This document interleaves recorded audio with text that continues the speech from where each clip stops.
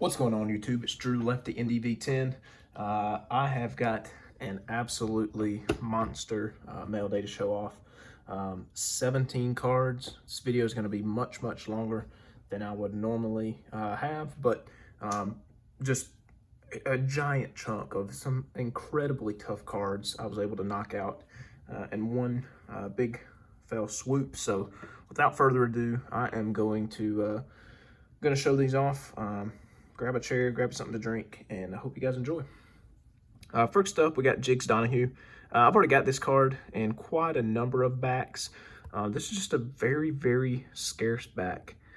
Jigs is kind of a tough card. He is on the overall list 157. Doesn't pop up this much. He does not have a 350-25 back, but this back here, I believe PSA had only graded 2 examples. I have a raw one already, but I was happy to get a 3 because this matches the rest of my set perfectly. So really happy to get that. These first 2 are just kind of cards that I enjoy picking up, so I get them when I can. Next up, we got Aussie Shrek. Pretty good dark looking 3 there. I didn't have this back, 350-30, so happy to add that one for the Aussie Shrek little side project. Next up, these are all tougher commons. Some of these very tough.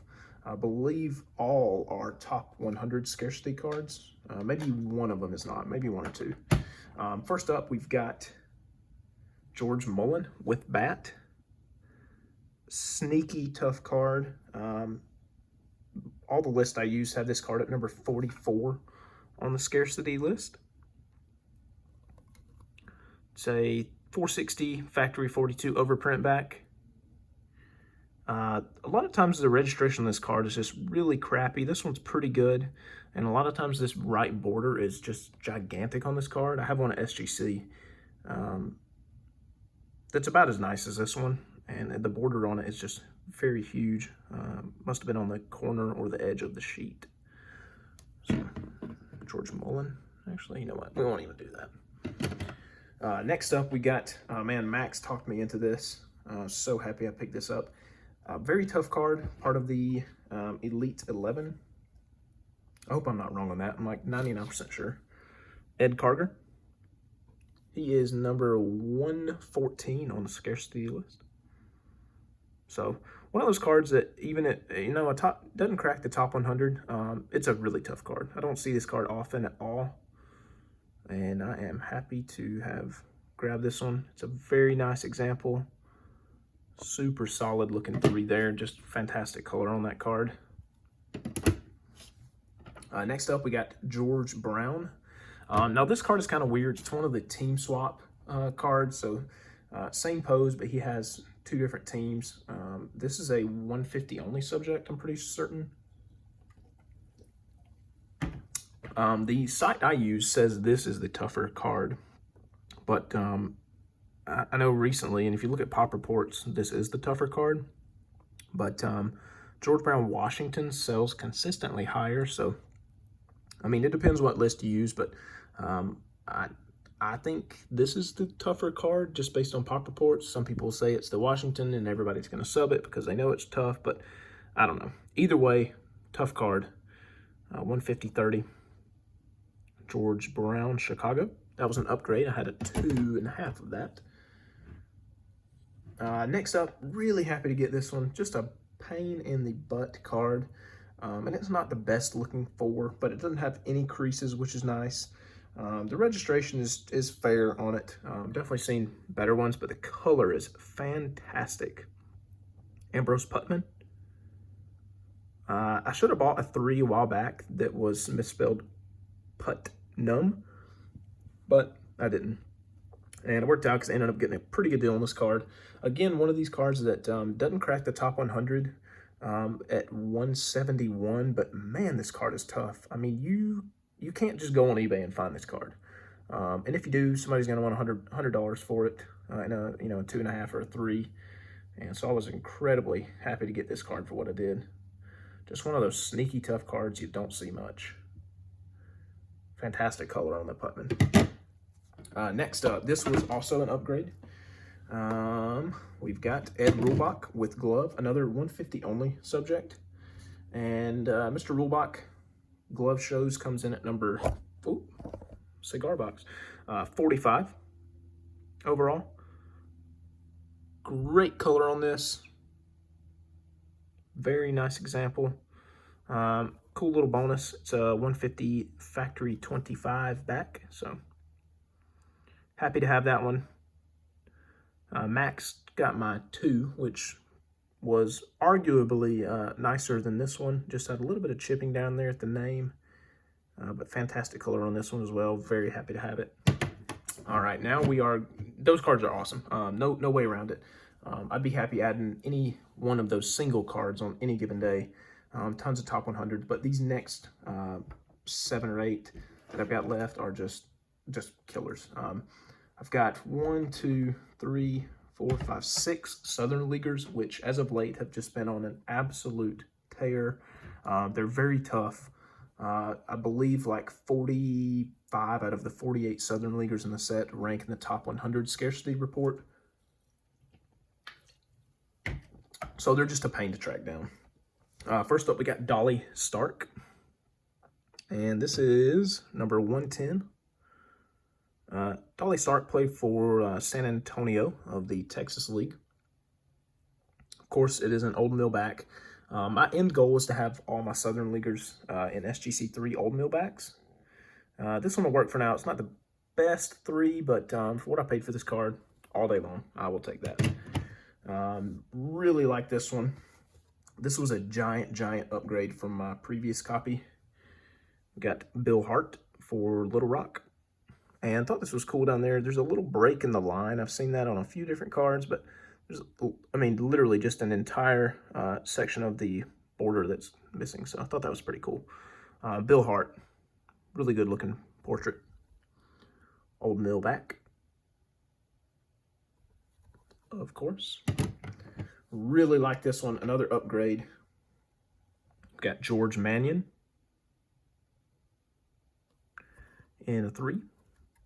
Mannion, I'm sorry, this one, very tough. Very tough card. 14th overall on the scarcity list, so very tough. Mannion right behind him. He is at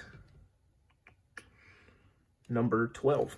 So Mannion is at 12. Again, incredibly tough card to find. You just don't go find those cards. They don't pop up for auction hardly ever. When you find them on Buy It Nows, they're just museum pricey. So next up, we got Frank King. Frank King played for Danville, which at one point in time was a part of the Braves minor league organization. He comes in at 74. This is a good looking portrait. It's got just a great color on the background there. Frank King. I love cards that have details on the hat. You can see part of the D up there and the piping. Of course, an old millback for the Southern Leaguer. These next 2, absolutely monsters. Some people say that Ed Foster is the toughest Southern Leaguer, and I kind of agree with that. This list, actually, that I use mostly, has Ed Reagan listed above him, I believe. Where's he at? Yeah, they have him at number 9. And that is out of 524 cards. So if you take away the Plank, Maggie, and Joe Doyle, this would put this card at number 6, I believe. So number 9 on the scarcity list. Very good card. He was for the New Orleans team.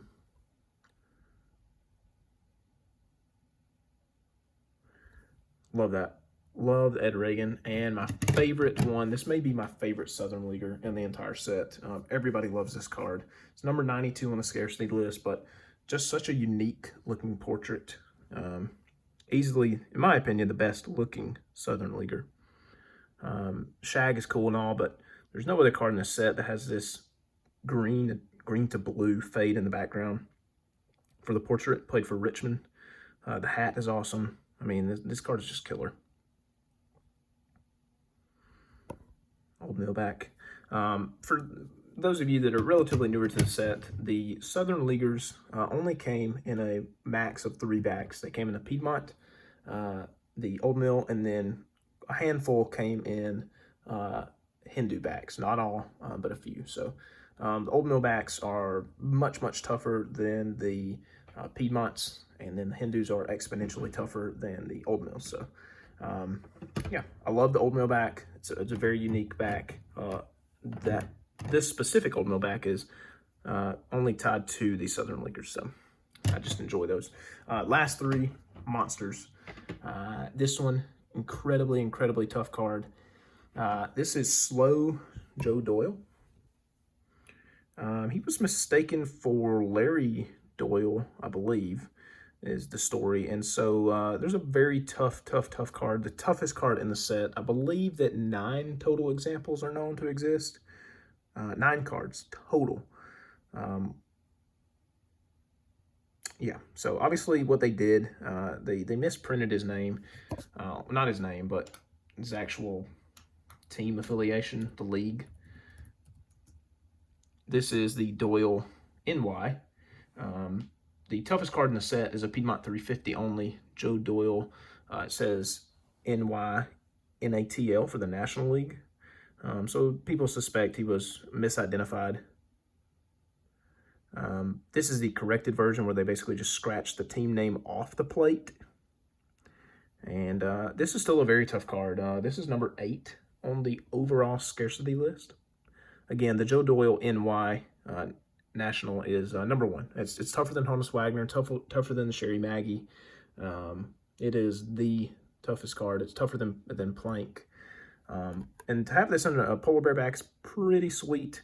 I would be open to trading this for a nicer looking 3 or 3.5 plus some cash on your end to get this. So, you know, I'm not tied to this card, but it's a pretty cool one to have. I needed it for my set. Super happy to have it. Great card. Next up, we got Willie Keeler Portrait. This was a big upgrade. Keeler's not incredibly tough, 268, but for a Hall of Famer, that's not easy for sure. It's got the crease up top, but my other one had some creases across his face and some staining, so very happy to get this. Piedmont 150. In my opinion, the Piedmont 150s just have the best color. Absolutely just great registration most of the time on the Piedmont 150s. So I was happy to get that. It's a big time upgrade, and Keeler stuff is just, again, like most of the set, but he in particular, as of late, has just gone incredibly more expensive than he has in the past. This last card, my goodness, what a doozy. Probably my most favorite card I've picked up in quite some time. Probably since the Rue Waddell Sovereign Portrait 150. Absolute stunner. Mordecai Brown Port. Very popular card. It's not, you know, tough per se on the scarcity. Comes in at 281. But Cub stuff is just bonkers. Everybody loves the Cubs. Got a ton of cards in the set. Mordecai Brown has 3 cards in the set. They're all pretty tough to get, and man, this card is just absolutely stunning. It's just not every day that you can add cards that look this nice, and I am so thankful that I was able to knock out so many at once. This card is just stunning. Nice Piedmont 150 back. Man, what a beauty. Mordecai 3-Finger Brown lost obviously a couple fingers in a farming accident when he was a child. Allowed him to throw some pretty nasty curves and action on his pitches. So Hall of Famer, love it. That is all I've got, guys. Thank y'all so much for watching, and I will see you in the next one. Peace.